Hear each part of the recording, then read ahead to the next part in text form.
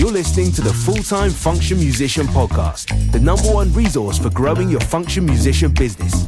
If you're a solo wedding singer, part of a 12-piece luxury show band, or anything in between, and want to learn from other successful musicians, you're in the right place.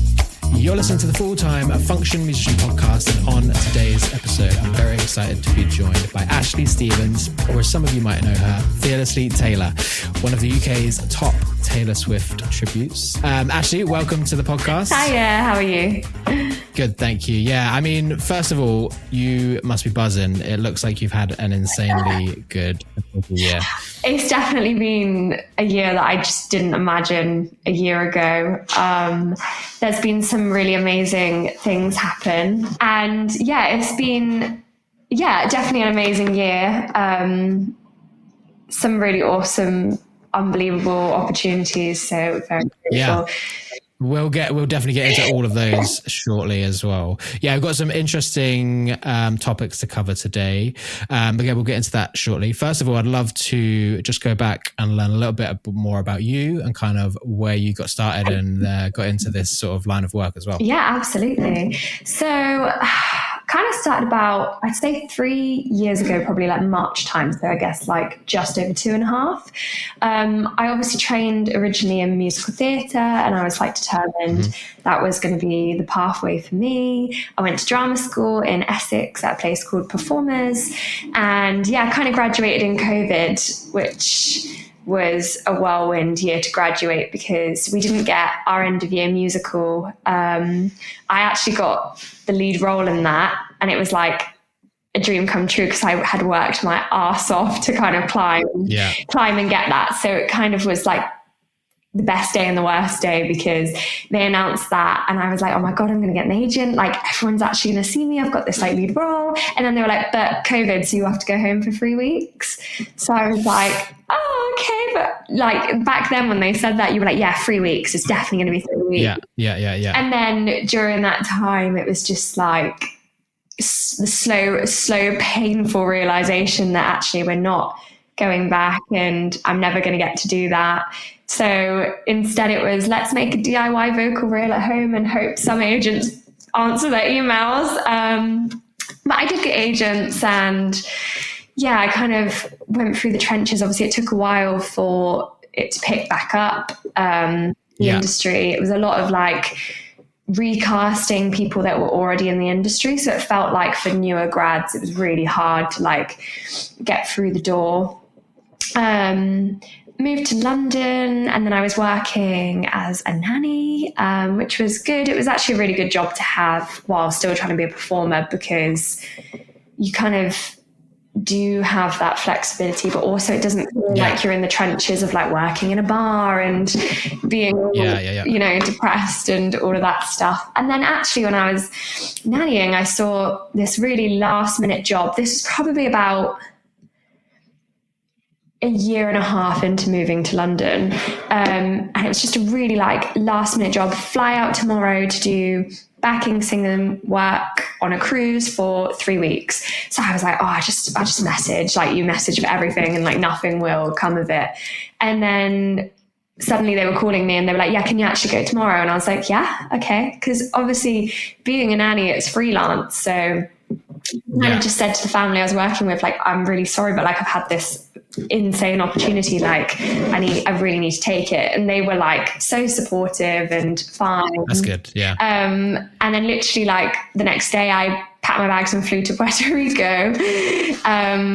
Wow. Yeah. And that's kind of where it started, because I went on this cruise with a girl that was on The Voice, and we were doing the backing vocals. But on the cruise, it was on MSC. They had a Michael Bublé tribute and an Adele tribute. And I'd never heard of tributes before this, but obviously you start talking to them because they knew the girl that was singing, because she's obviously done loads of guest work, as have they. So I got to know them and like watch their shows. And they were literally doing like 3 30-minute shows a week on the cruise. And I was like, wow, like what an awesome like gig. That's like so cool. And I was talking to the girl that was on the job with me, another girl doing the backing vocals, and I was like, oh my God, like that'd be so amazing. Like, oh, I wonder what I could be. And then we went to watch like a party band that was on that evening, and they were singing Shake It Off, and I was like, oh my God, I'd be really good as Taylor Swift. I love Taylor Swift. And then kind of was like blossoming the idea while on the last bit of the cruise. And also at the same time, I was working actually at a bar part-time. Like I did like 2 nights a week just to keep my singing up, because it was like a singing waitressing bar. So it kept my confidence going and the singing up, but it wasn't like there every night, and it was a funner version of a bar. So then I got back to the UK and I was like, let me just sing a few Taylor Swift songs at the bar and see how they go down. So I sung them and I was like talking to my friends and I was like, do you know what? Like, I think this could really work. And at the time, it was before the Eras tour, like just before, probably the summer before it was announced. And so there was only 4 out there. And I was like, there's only 4, like there's definitely room for one more. And like, I'm sure I can do it really well and be successful with it. So then I was really lucky because my dad had kind of always been by my side on like my singing journey. And he's very like knowledgeable about marketing and business and stuff. So he kind of helped me set it up. He helped me like film a DIY promo and really gave me the confidence to kind of go out there with it. So because of that, I just like hard launched and went for it. And luckily it just took off. And then obviously the Eras tour got announced. So it was just like the perfect timing. That the demand was also there, that I could then kind of creep up on some of these that have been going for like 8 to 10 years at this point. And luckily people saw it and they think it's good. So that's good. Yeah, I mean, that timing thing is got to be super helpful. I feel like you were just before that wave of like, I don't know, God knows how many there are now, but and it must help like your reputation to have been one of those first. Yeah, no, I think it definitely did. And I obviously at the time, like I'd probably got like a good like 6-month head start, I think, before the Eras tour came out. And then honestly, it was about maybe like another 6 months into the Eras tour that suddenly there was like, honestly, I think there's probably like 20 to 40 now in the UK. Like I would not be surprised. And I think that's luckily, like I just kept not looking and being like, no, it's fine. Like I'm working. And then, luckily, like I've been okay. But it definitely has then also brought more challenges because there's definitely more people doing it and stuff. But I think it did help to kind of be ready before it's too late, because I think sometimes people start them now. And I kind of think from a business point of view, unless you're adamant that like you are an extremely good replica of like Taylor Swift, it's definitely kind of a hard one, because there's already like 40 and there's only so much work out there that is kind of maybe not like going to be that easy to get yourself doing it as a full-time job. But I mean, well, as we said earlier, you've had an insanely busy year, and we'll definitely want to go into a bit of that soon. But so you've also moved from, you started off solo and then moved on to dancers, and then now got a full band and doing theatres and huge stages, as I've recently seen, playing Alexandra Palace, which is just insane, right? Yeah, a literal fever dream. Yeah, nuts. So I mean, where does the bulk of your work come from? Because you also jointly run or co-run? How I don't know, an agency as well. So what's the situation there? It's co-run. So basically, I'd say actually the bulk of my work is down to some incredible agents that have honestly just really luckily like seen the what I can do and like believed in me and trusted me with some amazing gigs. And I'm so grateful for that, because I didn't reach out to agents when I first started because I was so new. I didn't understand that was where people got their work. I thought it was just, Facebook pages and stuff. So luckily a lot of them found me, and I am so grateful for that, because I'd like to think now got good relationships and like they trust me. But that is kind of what led the next venture, because my dancer who also runs my business with me, Taylor, so she had tailor-made Ents, which is where I got my dancers from. When I first needed choreography like 2 years ago, someone recommended her. I'd never met her before. It'll go really well. Like, we'll just see how it goes. And yeah, she did all the choreography, and I've never had a show where I haven't had dancers in the last 2 years. So it's been great. And then we've made like a really great friendship from it, which is also nice. And then we kind of were like just discussing what was next. And I said, like, oh, I'd love to kind of do more of like something else on the side. And then that was where kind of the idea was born to do tailor-made tributes and like venture into other stuff. And then at the same time, my dad had started working with another singer in the Bristol area. And he was like, oh, she's doing Olivia Rodrigo. And I was like, oh yeah, okay. And then he sent me her stuff, and I was like, oh my gosh, she's insane. And I was like, she is so good. Like, she needs to be out there. So then I was like to my dad, I was like, please just, I want to manage her. Like, I want to get her work because she deserves it. And I really thought like I already had some connections with people that I thought could really help her, like festival people that come to me and ask. So I was like, let me just try it. And then me and Taylor kind of started pushing her everywhere. And like, we worked with her on her new promo, which was with you. And it just honestly birthed this thing. And it just took her off from the start of the year being, you know, doing a birthday party here and other stuff there, to like also some insane gigs for herself with dancers. And now she's got a band all in the space of a year, which is just mental. And then she led on to then a girl called Georgia, who came to us and said, hi, I have an Ariana Grande tribute, but I really want to do this Wicked show. And then we met with her, and we were like, she had been doing it for a few years, but kind of really struggling to like stand out against the other Arianas. So then we were like, look, we've done it with Olivia, we can absolutely do it with you. And then we took her on, and again, like, she's following in the same footsteps as Rhiannon with hers. And it just became about giving people someone to manage them that they could trust, because I really felt like I would have loved that, but I never had anyone I felt I could trust with my diary enough that I wouldn't suffer somewhere else. So for me, it was like really giving them the guidance, the support, and the connections that they don't feel trapped, but they feel like they want to work with us. Keep it. So that's kind of where that came from. Yeah, beautiful. And it's going really well, and you're adding more and more to it all the time. Like, so I mean, how much of your like day to day now is taken up with Fearlessly Taylor and the other acts? Yeah, it's like the start of any business. I think there's some days where I'm like run off my feet, and then other days I'm like, I've got nothing to do. I'm bored.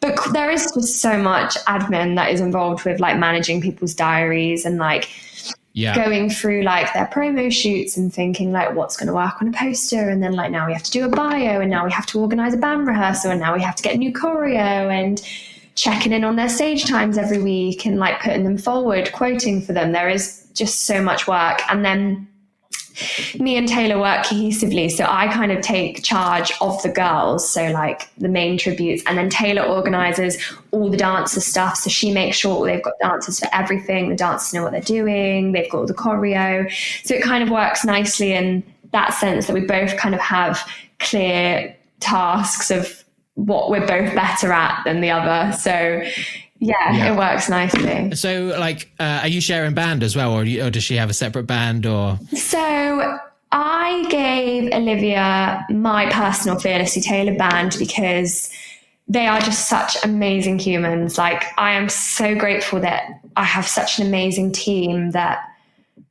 they just go to the ends of the earth, and I'm so grateful for that. They also, I knew, because Taylor Swift and Olivia kind of share that pop, but also like you can kind of rock their music and like ump their music up enough that I thought the guys would be really good for that. And they're kind of in the middle of us and Bristol, so it kind of worked quite well. So Jacob does all our track production and stuff, so he's also doing that for Olivia and Ariana. But him, my drummer, and my deck guitarist are doing their band, so that works nicely. But actually Ariana is with a new band that go out for the first time in December, because our next year is kind of crazy already. So I just thought there's no way one band can do 3 shows, and Ariana is based in Brighton anyway, so it kind of made more sense to give her core team, because she's starting a theatre run and there's already quite a few dates. So yeah, they're a brand new team, so hopefully they will be just as good. I'm sure they will. So how like for someone that is doing this something similar with a different tribute or something, what's the first steps of like getting into theatres and things like that? The theatres are quite tricky. I think with theatres, you have to definitely know like the demand is there. Because even with Olivia, like I personally think Olivia is so popular, but people still aren't always 100% sure who she is, which again is quite hard. Like she's done a few holiday parks where she's turned up and they're like, "Oh, so what are you?" And she's like, "What?" So yeah, it's definitely a few times, but I think we work with promoters either cohesively alongside, or we let them run it, and that's kind of the way we prefer to work, because they are just better at advertising. Like the advertising side of it really stresses me out. Like Facebook, Facebook marketing is just a minefield. And honestly, the people that do it really well, I'm just like, how? How do you do it? So yeah, I think establishing like a good promoter that is definitely going to like work cohesively with you and fairly, and definitely like outlining the terms of pay and terms of what happens if it doesn't sell, and just making sure you have something you're really happy with, because it can also bite you in the bum if you're not careful, which is definitely a lot riskier, because a lot of them work on like a split basis, so it really is about bums on seats, which is why if people want to go support shows, it's just so important to do that. But yeah, the theatres are good. They are hard when you're battling, like, especially for Taylor Swift, like there is a lot of theatre shows out there. Obviously you've got Taylor Mania, who do amazing. Like honestly, they are doing an incredible job. The show production is really good, and they've got like 30 dates a month. It's crazy. So when you're also doing a show, it is really hard to be like, "Hi, come to our show. It's a little bit different, but it's still really good, like I promise." So that kind of also is a challenge. Whereas when you've got like a newer show like Olivia and Ariana, there's not really that much out on the market. So hopefully that then you use that to your benefit of being like, look, there's nothing like out there like this. It's like K-pop Demon Hunters have all launched into the theatres at exactly the right time. Like they know the demand's there and they're selling out really quick. So it's definitely about going into the theatres, definitely like while the iron is hot, for sure. Yeah. I mean, I don't know. I've heard of K-pop Demon Hunters, but I don't know what it is yet. I keep seeing people advertising tributes and asking for tributes and stuff around. So it's like the next thing that's coming. Like, I think they've done it really cleverly, because people said to us like, "Oh, we're getting the K-pop Demon Hunters thing," and we were like, "But it's a film. Like the fad will pass." Like it's always a bit tricky based on a film, because a film doesn't really have much necessarily legacy as like artists do. Like artists are going to bring out new stuff, but I think what they've done really cleverly is done K-pop. So they've brought up all the K-pop, like Blackpink and all the bands of K-pop and stuff. So it's kind of more than just the Demon Hunters, but definitely playing into the Demon Hunters thing, which is just really clever, and it'll do really well, I think. This episode is brought to you by Acoustic Backs and Tracks, your go-to source for premium acoustic back and tracks that sound and feel like the real deal. Whether you're performing at weddings, recording content, or just practicing at home, it's like having a professional band right there with you. Their tracks are recorded by top session musicians with real instruments and real emotion. No lifeless MIDI here. Need something custom? They've got you covered. From key changes to mashups to exclusive tracks made just for you. Plus, their customer support is fast, friendly, and actually understands musicians. No task is too big for them. And here's the best part. Listeners of the Full-Time Function Musician podcast get 10% off their first order. Just head to acousticbacksandtracks.com and use the code FUNCTION10 at checkout. That's function all in capitals and 10 at the end, but you can find their website link and the code in the episode description. So you mentioned Facebook a minute ago there, and that's kind of like what our subject is today, because you've had some issues with I don't know. Yeah, tell us what the issue is first, and then we'll go into it from there, I guess. Yeah, so obviously I've been going for about 2 and a bit years at this point, maybe like 2.5, just under. And I was actually on holiday in, where was I? Cyprus, away for a friend's wedding.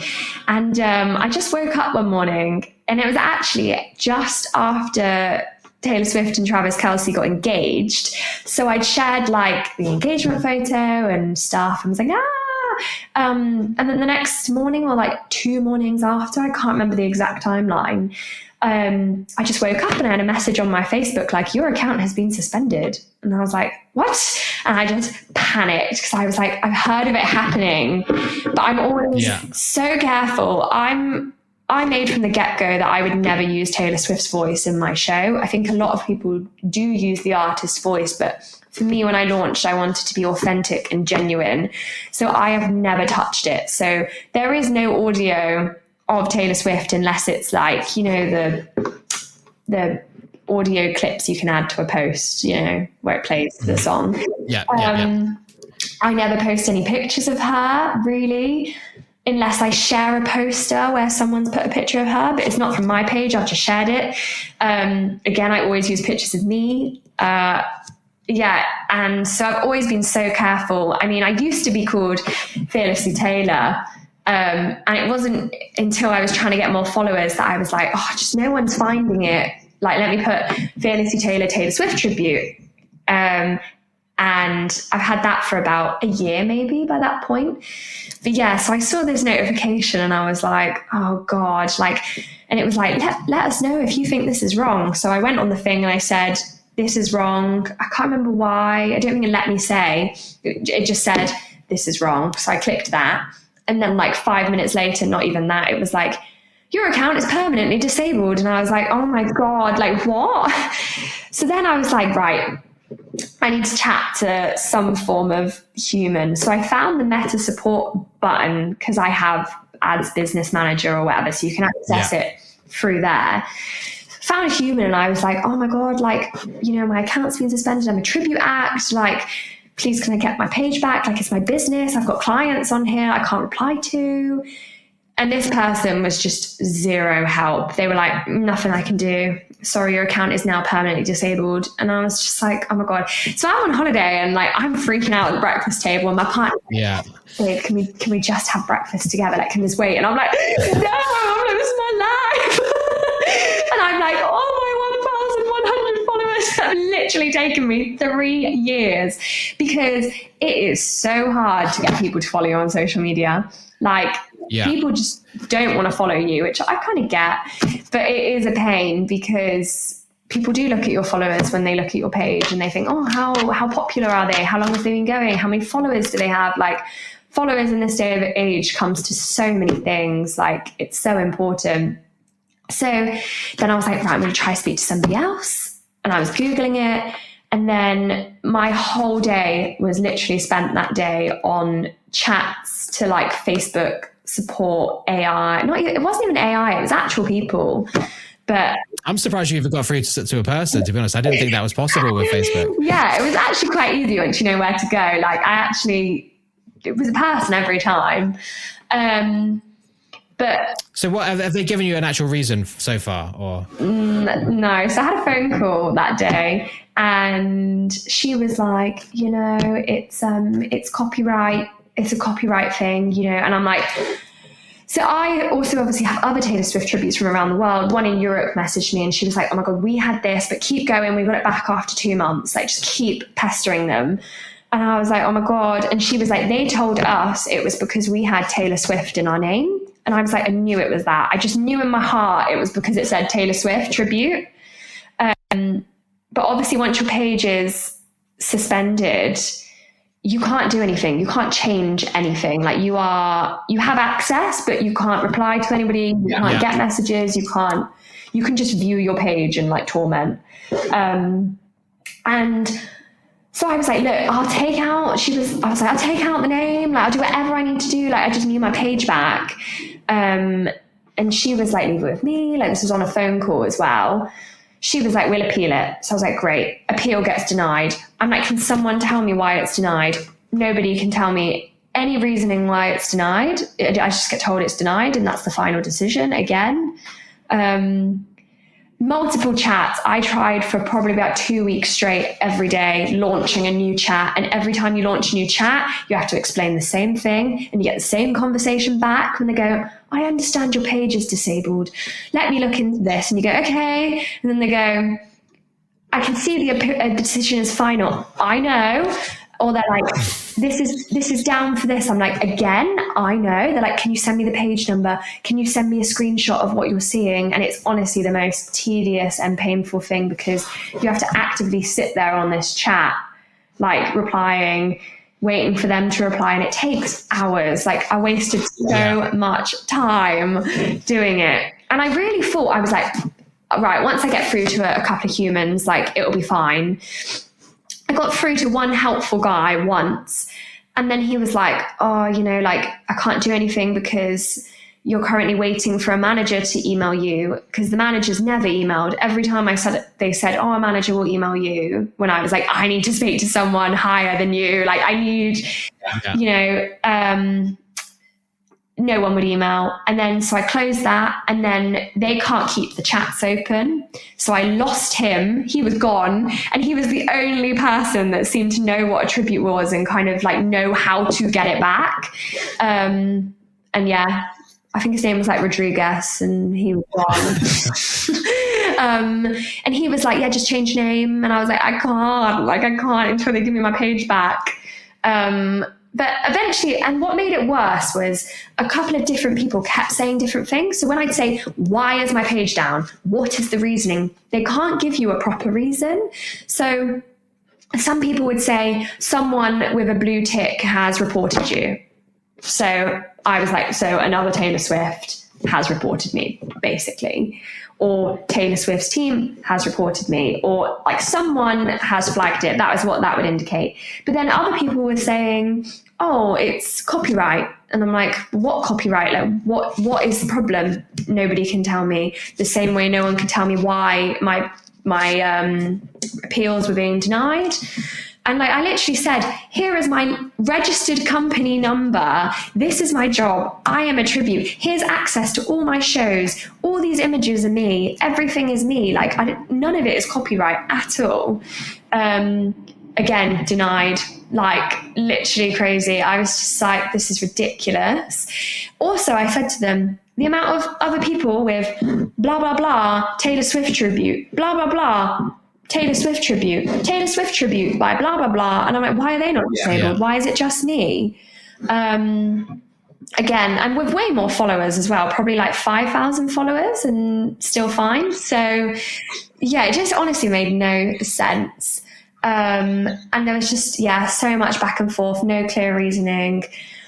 Then I finally got through to someone else, and they were like, go verified, verify your business, do Meta verified. And someone else had told me this as well. And they were like, then you can, you have to pay for that, right? Yeah, you have to pay for it. It's like $12.99 a month. It's really expensive I literally don't even know what I'm paying for, but I've got it. Literally, for what purpose? So I was like, fine. They were like, then you get through to the Meta Verify team and they can get your page back. And I'm like, right, okay, I'll just do it. Did it. same chatbot, it's the same people. And I'm like, well, hang on, this isn't any better. This is the same people. And then I'm like, right, okay, I've got a verified page. This is my verified other brand new page called exactly the same thing, except I got rid of the Taylor Swift because I'm not risking that again. So now it's just Fearlessly Taylor Tribute. And then, yeah, same thing. They can't do anything. They're like, sorry, your appeal's been denied. Can't do anything our end. We literally can't do anything our end.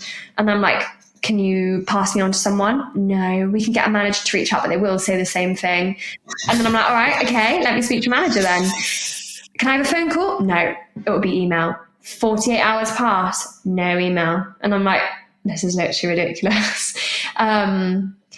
So it's been a while and I've left it now, but I do need to go back and try again. But honestly, it's once it got to about, I did write down 12 chats and 6 phone calls. I'd kind of lost my marbles by that point. Yeah. But some people managed to get it back. I know people that have had it taken down and then they got it back. And I'm like, I don't know how. I know back in 2020, there was a big thing that was in the news when they started doing it for the first time. And people went and protested out of Meta. So at one point I was like, do I just go down to the Meta office in London? Like, I live in London. I could just go down and be like, excuse me, I'm not leaving. Do you give me my Facebook page? And then I was like, I've got a friend that works for the Metro. I was like, do I just ask her to do an article? I was like, I don't know what to do at this point. But yeah, I started a new page. It's got 300 followers. And that was only because I had to do a paid ad to boost my content out to people, to get people to see it.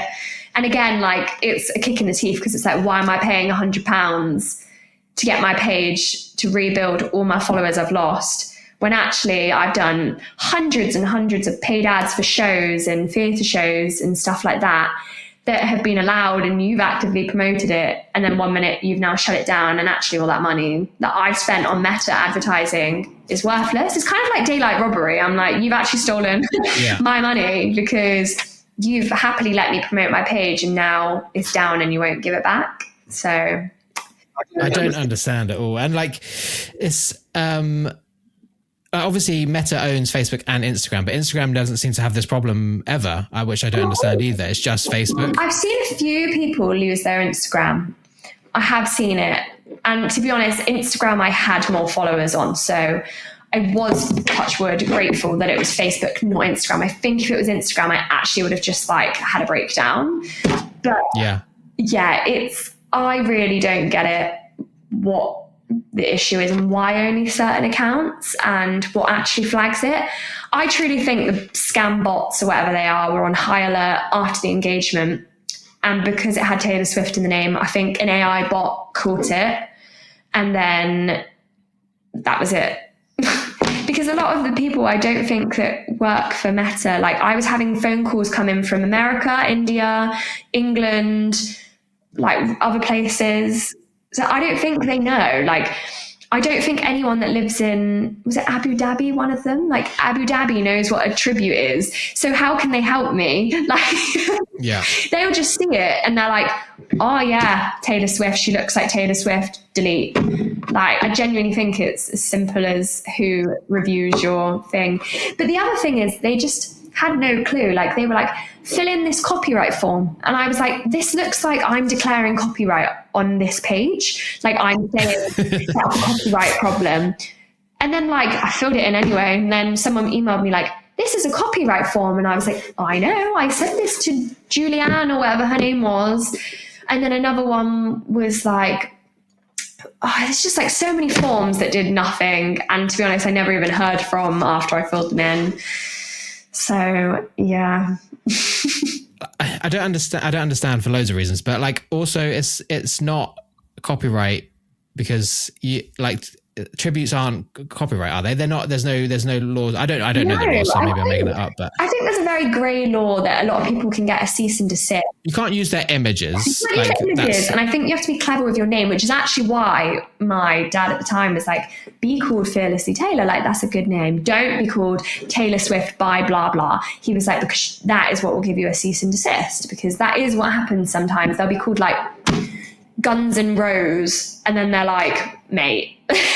You can't be called Guns N' Roses because that's like basically claiming to kind of be them. So I think you've got to be like careful with it, and that's how people do get a cease and desist. But usually what happens, from knowing people that have had a cease and desist that have told me the story, you get a cease and desist and it just says you need to change your name. That's it. So it's kind of annoying. This is some sort of AI Facebook issue that they don't even really probably know that's going on for some reason. I know, but it's just so bad that like you can't speak to the people that are doing the pages. Like there is no way to get past these customer service people that are probably working from home, not even from an office. They don't have a manager to speak to. Like they should have a thing that allows them to transfer your case to somebody else, because I'm like, where is the people dealing with the verified pages? Where is the people dealing with page takedowns? Like there's just nothing on there. Yeah. Again, I'm actually surprised that you managed to speak to someone, because I know someone who their Facebook business page got hacked for ads, and then this, like, whoever it was, someone in China or something, ran loads of like bra ads through their ad account, spent £20,000 on their ad account, and he couldn't speak to anyone to get it back and say, oh my God, like, this isn't me, I'm not doing this. He did get it sorted eventually. I can't remember how. I still don't think he managed to speak to someone though, and he got all the money back. And that's really good. Yeah. I even tried Musicians Union, but unfortunately, because now Fearlessly Taylor is a business, they were like, we can't help you. And I was like, no. Right. Honestly, I was like, do I get a lawyer at this point? Like, yeah. But then it's like the amount that I probably have to cost in lawyers is just, is it worth it? Yeah. I mean, how much work is coming through Facebook? I think I'm lucky I'm in a position where I have good relationships with my agents, and I feel like I've kind of crossed the border now where I get higher stuff, and it mainly comes from agents. Because if I was back a year ago, I think I'd be done. Like a lot used to come from Facebook, and to be honest, a lot still does. I still do see a lot of posts looking for Taylor Swift tributes, and if you do type into like Facebook Taylor Swift tribute, 1 million will come up, and if you don't have the higher followers, you're not going to pop up first. So I definitely would say, since I've had my new page, I've had like no Facebook inquiries. So I think it definitely does make a difference for sure. Yeah. So I guess, do you have some sort of a plan going forward? Like, assume you don't get it back. Are you going to just sort of move to just using Instagram? I don't know. Has it changed the way you think about like how your bookings are come in? Like maybe an email list or something like that? Honestly, it does stress me out, because I am like, if that happens again, what do I do? But I verified, so hopefully, I mean, I'd say hopefully, but it's the same people. So if the same thing happens again, I'm just hoping that the blue tick prevents me from having it done again. I've got another little plan up my sleeve that I'm keeping secret for reasons that I'm hoping will work. But yeah, I'm just going to keep going and try to not. I put a disclaimer now on all my posts. So it says, here's a disclaimer, TS, not TSA rights management and all of that stuff. So it doesn't seem like that would have made a difference. So as I said, I think it's just some sort of like algorithm glitch or something that flags things, and then no one knows how to undo it. But yeah, I mean, as of now, it's unresolved. Maybe we'll have to get you back on if it does get resolved, to figure out how. Honestly, and I even tried to ask the people that had it resolved, and I was like, look, what did you do? And then one of them was like, I just kept pestering and then I got it back. But it took them 2 weeks. So I was like, ugh. And then someone else was like, I went verified and then I got it back by speaking to someone. And I'm like, none of these things are working for me. But that's drive you nuts, wouldn't it? Yeah, again, just doing the same thing over and over again every day, talking to the same people. I think it's the fact that you have to repeat everything, and then they say the same thing, and you're like, I know, someone's already told me that. Thank you so much for the unhelpful information.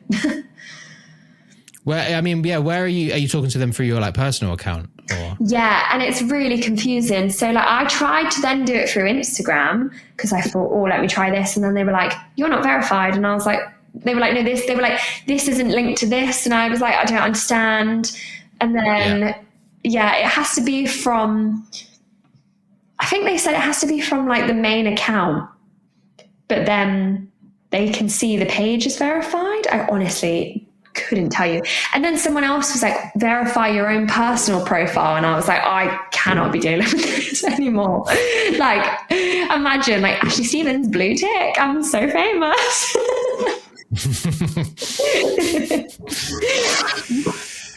Yeah, nuts. Yeah, I think, hopefully, fingers crossed, you get it sorted. But let's move on to some of the amazing things that you've done this year. I'd love to hear more about the Alexandra Palace gig. Let's share some of your amazing stories from this year. Yeah, so we just did Alexandra Palace on Halloween, which is like honestly mental. Like, it went so quick, and we were there all day. Like, we had to go sound check at like 1:00. So we thought the day was going to be so long because we weren't on stage till 9, but it just flew by. Like, and then in the hallway, like, you've got all the pictures of like all the people that have performed there, and you're like walking down the stairs and there's Dua Lipa, Charlie XCX, like the 1975, and I'm like, oh my god.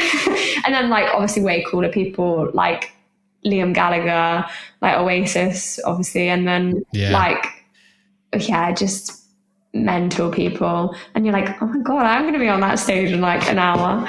But yeah, it was really good because I was a bit apprehensive as well because it was for the fireworks night, and we were in like the beer festival kind of thing.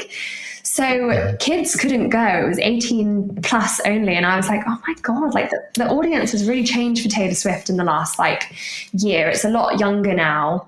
Yeah, I think the people my age have moved on to like Sabi Carps and Charlie XCX and stuff and Chapel Roan. So it was definitely interesting, but the crowd were great. It was actually really nice because they all wanted to be there because they paid to obviously come in, and it kind of felt massive, but because the hall is so big, it kind of also at the same time didn't feel massive. Like, I can't even explain it. But yeah, it was honestly mental. Can't believe it happened. How did it come about? Was that through an agency? Or like, did you get a phone call, an email? Like, it was a email from a company called Enable. They do like Battersea Park concert, they do Battersea fireworks, they do Alexandra Palace fireworks, they do, but they got in touch because originally they wanted Country on the Common. So we did Country on the Common, which was amazing for me because I was like, oh my God, it's 10 minutes from my house. And I was like, that's so cool. I go to that common all the time. It's like the first festival there. I was so excited. And then, he was like that. And then he was like, also, by the way, like, are you free Halloween? And I was like, yeah, I actually am still free Halloween. He was like, well, I'm just thinking like, you know, might be a good fit for Alexandra Palace fireworks. And I was like, what? I was like, you're joking. And then like for the next like 2 weeks, I was like so anxious. I was like, is it going to happen? Are they going to give it to me? Like, I really want it. Like, I honestly thought I had never wanted anything so much before until that. And then, when he was like, it's confirmed, I was like, oh my God. So it was through them. And I'm so grateful that they kind of found us. And I don't actually know how he found us, but believe in us. Also, Facebook, maybe. I know. Yeah, Facebook. Don't tell me that. But also nice that like he thought we were deserving of it. You know, like you think they think we're good enough to do that. So it was kind of, it's quite a big responsibility, right? Yeah, it kind of is. Like, you're like, oh my God, I better be good. But like my band and dancers were like loving their lives. Like, one of my deck guitarists was like, can I just come and do it too? So I was like, yeah, sure. Like, literally all the whole band, like my deck guitarist does so much for us. So he was like, I don't really care about getting paid, I just want to do it. And I was like, all right. Yeah. So we just had like the whole gang there. So it was just so nice. And then they were just like, this is mental. Like, as a musician, like Ali Pali is like, what the hell? So it was crazy. It was so good. Yeah. Where do you go from there as well, like mentally, like for your next gigs and stuff? That's the thing. So Taylor obviously danced for me because she still does dance in some of my gigs as well. And afterwards we were like, so now what? We were like, what? Nothing's going to ever compete with that. Like, where do you go? Yeah, there's a few things going on. Going to Dubai in January, so that's quite cool. That literally confirmed like the other day, and I was like, oh my God, like that's also equally as amazing at like this insane like dream venue that like when I was in drama school, everybody wanted to get a contract there. So I was like, oh my God, like what is going on? So that's kind of, made me feel a bit better that, there's cool things still out there. Yeah. And is that full band as well? No, that is just me. But still awesome. Yeah, still, yeah. I'm definitely not going to complain. And there was also talk of maybe going to like Lebanon, so we'll see if that comes off. I have no clue, but there's hopefully like it just made me feel like exciting things can come around the corner, literally anytime, like one email away from something fun and exciting. So yeah, hopefully. But it is a bit it's a wild, isn't it? Yeah, it's crazy. But I feel like anxiety still exists even when you do stuff like that. Like, honestly, this whole like October, November, I'm like, next summer's really quiet. Nobody wants to book me. Like, I've got nothing in, like hardly anything. And then everybody's like, oh, 2026 filling up fast. And I'm like, guys, go away. But like, I just have to keep telling myself like, it's November, Ashleigh, chill out. Yeah. That happens though, isn't it? It's just that every month where you're slightly quieter and like, cool, this is it. My business is done. It's over. There's a nice run. It's so funny. And then like, I sat down to like allocate the dancer dates for my girls for next year. And I was like, oh, I've actually got 60 shows already for next year. And I was like, what am I chatting about? Like, just be quiet. So that's it. Like, you were at a stage where you dreamed of 60 shows and then you get there and like, oh, it's not enough. And then it is that thing that you're just constantly, I think it depends what you are as a person. Like, some people will be like highly satisfied with like 10 shows, whereas I'm like, more, next. Like, I'm such a workaholic that like, just I have to like keep being like, what's next? What's coming? So yeah, I am excited to just chill and breathe and like see what happens next year. But I have a feeling it'll be good. So yeah, buzzing for you. Look, super happy that you're doing so well. It's great to see. So yeah, I mean, let's move on to the last little bit of the show then, the quick fire round. Just some quick questions for some quick answers. First up, what is the most effective thing that you've done to market yourself or your business? I think have a brand. Being called Fearlessly Taylor is a brand, and I think that works really well. Merchandise is good for memorabilia. Like when I see kids in my little Fearlessly Taylor t-shirts, I'm like, you rock. And probably just collaboration posts, like getting venues to collaborate with you so that the followers see your page and follow you. That really helps. I see like a merge, like Ali Pally were really good with that. They collaborated with us and that helped with followers and stuff. So that was really good. Yeah. Awesome. Next one. What have you learned in the last 3 months that you wish you knew 3 years ago? Oh gosh. What have I learned? I wrote this down, and I can't find it. I remember. So, and this is kind of from having the girls, to have like a solid promo from the start. Like if you're going to launch something, launch it hard, like have a good promo, get it filmed professionally and launch with that, rather than having like something you kind of pulled together from some clips. Like know what you're competing against and do it better. Yeah, perfect. If you were just sort of the same answer maybe, but if you were just starting out now, what is the first thing that you'd do? Oh, well, that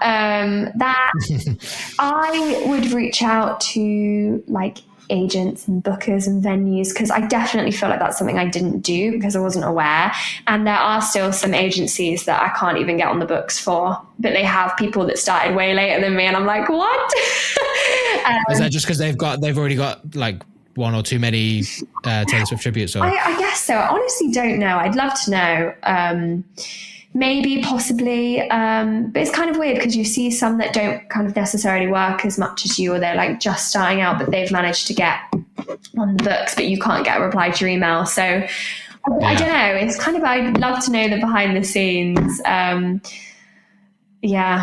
But especially with cruises, like I try so hard to get on the cruises with the agencies and they just don't want to know, which is interesting because Taylor Swift is a good one for the cruises. Yeah. Yeah, I guess it just comes down to like who you know and actually like knowing someone in that company that can move you forward. Honestly, a lot of it is luck. And I found with the cruises, the reason I've never got them is because every time I've been asked, it's, can you go out next week? And I'm booked. Right. So you're like, no, I can't. And then somebody else gets in there and you've lost it. So yeah, I think being able to drop stuff as well is important. Like if you're, you know, trying to work a full-time job, but trying to start, it's going to be hard. Yeah, definitely. What is the biggest mistake that you've made and what did you learn from it? I'd probably say the agent one, to be honest, like just not emailing, waiting for people to email me. I think I probably lost a lot of valuable time and gave myself a harder start off the ground. Again, putting Taylor Swift in my Facebook name, should never have changed the name and I might have slipped through the radar. But yeah, I think those are kind of the main ones, really. Yeah. Last question. Do you use any specific tools or apps to help manage your business? Yeah, I mean, How About is really good for managing my band because... What's that called? Sorry? How About. We have debates on how you say it, but apparently there's no A, so it's How About. I've not heard of that one. It's good. Yeah. It's like a shared diary and it also syncs to your Apple Diary or Google Diary, whatever you use. And so if I get a show, I will put it into How About for the band, and then that they can choose to accept, decline. And then if they accept it, it goes into their diary. But also at the same time, like if I put it in there, I can see, say, Paul, my drummer, isn't available. So I'm like, crap, I need a dep drummer. So it's good for that as well. And like, I can also see what they're doing. So like, sometimes it's a bit too much information. Like one of my band members has like the dentist and I'm like, okay, like you're fine. We can do the gig. But yeah, it's good, really good for that. Cause then also sometimes they do stuff, but they're like, if a show comes in, then don't worry about that. Like I'll get it depped out. So it's a really good tool. Yeah, that's kind of the main tool. And then I have like my Holy Grail diary book where I put like all my shows and pay and all of that stuff in. But other than that, I'm just a classic pages and Excel spreadsheet girl. Yeah. Can't beat it. No. Perfect. Yeah. That is the end of the podcast. Thank you so much. I mean, yeah, I really hope it all gets resolved and doesn't like affect things too badly. I suppose you won't really know the outcome or like the effect of it because you don't know what's come in. Like, but yeah, we'll have to do a little update if and when you sort it out. Yeah, definitely. I would say to anyone that relies heavily on Facebook is to get your clients' contact numbers, because once Facebook's down, that's it. You can't call. Yeah. So is that because you can't access the messenger or anything like that? No, you can't message them and they can't message you. So if you've never got an email or a contact number, then bye, client. Yeah. Yeah. I suppose you might even have a booking in there that's like you've confirmed, but not, I don't know, done an email or something like that. And you may not even remember what it was. No, exactly. You can see your messages. I think the annoying thing is you still get notifications as well. That would be like, da-da-da, tagged you. And I'm like, brilliant. But like, they can't do anything with that. But yeah. So do you know that you've got messages coming in, but you can't read them? No, the messages, it says you can't message this person. But people can still, I'm pretty sure they can still see your profile, or like if I tag my profile, I think it will still work. But also it'll be like, this person posted in the circle, and I'm like, why are you even giving me notifications? Like, and actively like running a page when you can't do anything with the page. It's really annoying. Yeah, nuts. Again, I hope it gets resolved. Thank you. Thank you again for coming on the podcast and chatting to me. No worries. Thanks for having me.